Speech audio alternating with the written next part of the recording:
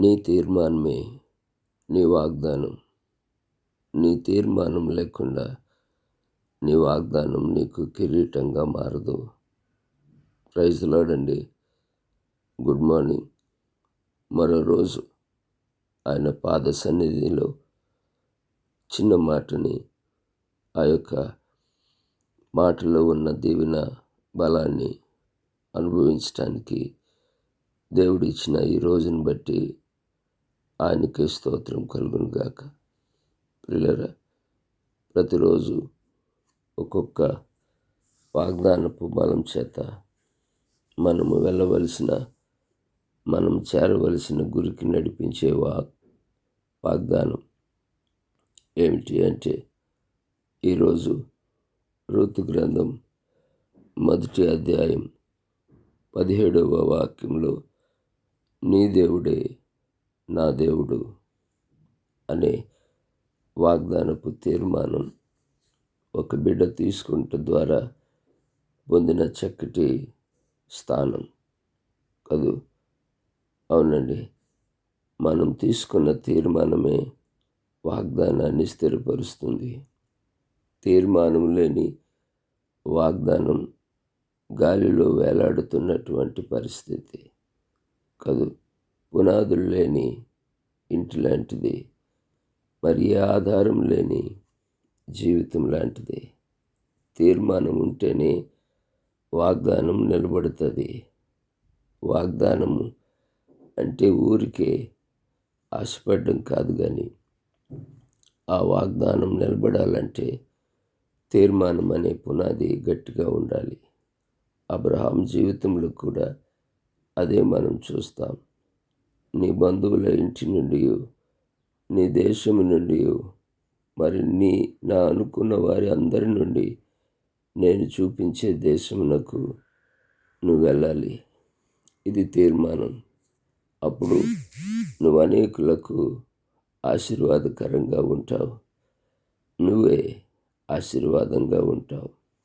ఈ వాగ్దానం నెరవేరాలి అంటే దేవుడిచ్చిన తీర్మానం మనం అంగీకరించాలి. ప్రియులారా, అదే రీతిగా రూతు గొప్ప అద్భుతమైన తీర్మానం తీసుకుంది.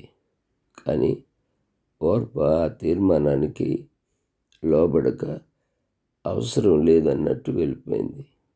ఓర్పాకి కేవలం వాగ్దానమే కావాలి.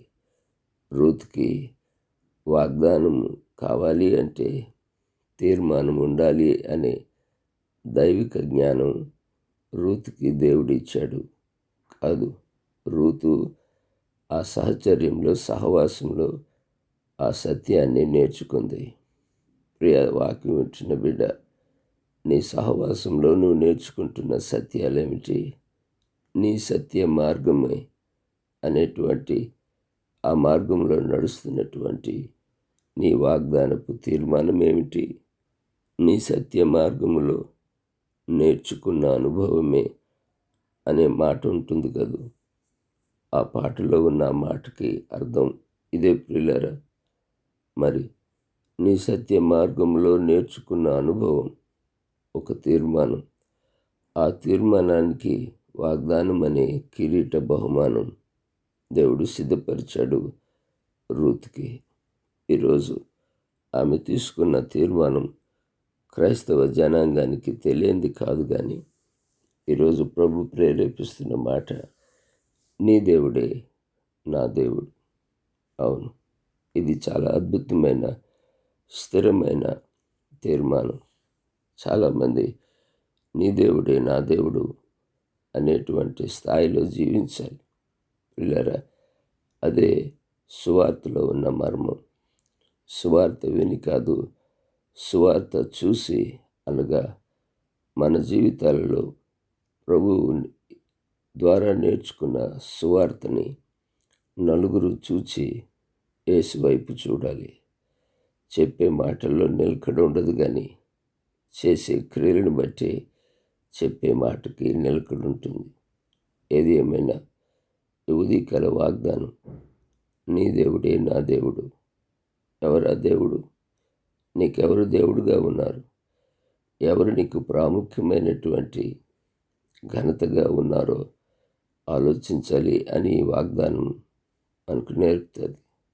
ఆ తీర్మానం బట్టే రూతు ఒక అద్భుతమైన సురక్షితమైన జీవితాన్ని పొందింది. సంపూర్ణమైన బహుమానం పొందుటకు యెహోవా రెక్కల క్రింద సురక్షితంగా జీవించటానికి ఆమెకు వాగ్దానాల వర్షంలో వాగ్దానాల కిరీటము ఆమెను వరించింది. ప్రియులారా, కిరీటము మనల్ని వరించడానికి అన్నట్లు మనం సిద్ధపడాలి. వాగ్దానాలు మనల్ని వెతుక్కుంటూ మన కొరకు వచ్చేటువంటి పరిస్థితిని మనం రోజు కట్టుకోవాలి. ఓర్పాకి అది లేకుండా పోయింది. రూతు ఆ వాక్య బోధ సహవాసంలో ఉన్న మర్మాన్ని గ్రహించింది. మీరు కూడా నీ దేవుడే నా దేవుడు అన్న వాగ్దానాన్ని పట్టుకుని దీవించబడుదురుగాక. ఆమేన్. కృపగల తండ్రి, మీరు ప్రేరేపించే మాట దొరికే వరకు, ఇచ్చే వరకు మీ పాద సన్నిధిలో ఉన్న దొరికిన ఈ మాటను మాకు దీవెనగా మార్చండి. విన్న మాటే కానీ నిర్లక్ష్యం చేయకుండా ఆ విన్న మాటలో ఉన్న నిజం, సత్యం, నీ సత్య మార్గంలో నేర్చుకున్న అనుభవం మా వాగ్దాన కిరీటమై మమ్మల్ని దీవించునుగాక. యేసు నామములో ఈ ప్రార్థన అడిగి పొందుకునున్నాం తండ్రి. ఆమేన్. తండ్రి, కుమార, పరిశుద్ధాత్మదేవుడు మన తీర్మానానికి వాగ్దానంగా ఆయన ఈరోజు దీవించి నడిపించునుగాక. ఆమేన్. God bless you. Have a blessed day. Amen.